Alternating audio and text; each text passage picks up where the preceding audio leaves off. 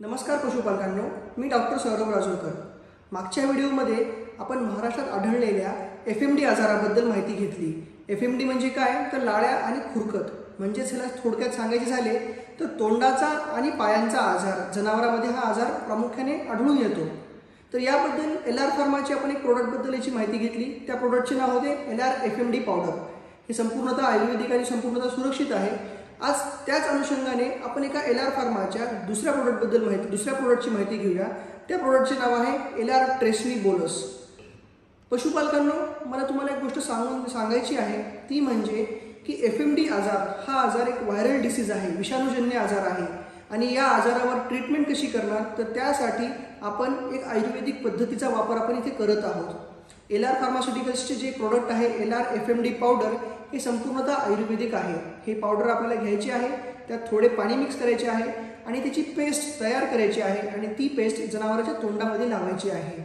आणि यामुळे या पेस्टच्या मदतीने जनावराच्या तोंडाच्या जखमा झालेल्या आहेत, जे फोडं आलेले आहेत किंवा जे काही त्यांच्या तोंडामध्ये पुरळ आलेले आहेत ते देखील लवकरात लवकर बरे होतात। सोबतच एफएमडी आजार होऊ नये किंवा झाला असेल तर तो पटकन बरा व्हावा, यासाठी आपल्याला काय उपाययोजना करता येतील तर त्यासाठी जनावरांना सगळ्यात महत्त्वाची गरज असते ती म्हणजे विविध प्रकारच्या ट्रेस मिनरल्सची, म्हणजे सूक्ष्म खनिज मिश्रणांची।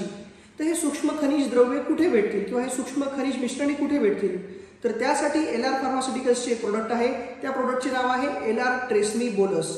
तर एलआर ट्रेस्मी बोलसमध्ये असंख्य वेगवेगळ्या प्रकारची मिनरल्स आहेत, काही वनस्पती देखील आपण यामध्ये वापरलेल्या आहेत। प्रामुख्याने एफएमडी आजारामध्ये एलआर ट्रेस्मी बोलस कशी काम करते ते जाणून घ्यायचे असेल तर थोडक्यात तुम्हाला मी सांगतो। एलआर ट्रेस्मी बोलसमध्ये प्रामुख्याने दोन घटक आहेत, त्यामध्ये झिंक आणि सेलेनियम। झिंक आणि सेलेनियम हे जे दोन घटक आहेत, हे घटक जनावराच्या तोंडात येणाऱ्या जखमा, तोंडात आलेले पुरळ आणि ती जखम लवकरात लवकर दुरुस्त करण्यासाठी हे झिंक आणि सेलेनियम मदत करतात। तसेच एलआर फार्माच्या या एलआर ट्रेस्मी बोलसमध्ये विटॅमिन सी आहे। विटॅमिन सीचं महत्त्वाचं काम म्हणजे हे ऑक्सिडेशन थांबवतं। म्हणजेच काय तर विटॅमिन सी हे अँटीऑक्सिडंट म्हणून काम करतं आणि याचा फायदा एफएमडी सारख्या आजारांमध्ये होतो।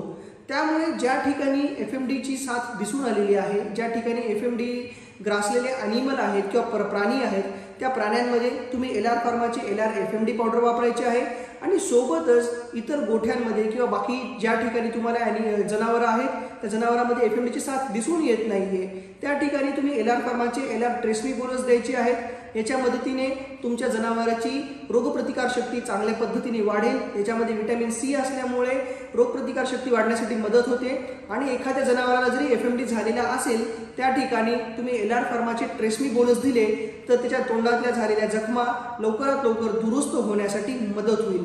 आणि या दोघांच्या कॉम्बिनेशनने, या दोघांच्या साहाय्याने आपण जनावराला एफएमडी आजारापासून बरे करू शकतो। धन्यवाद।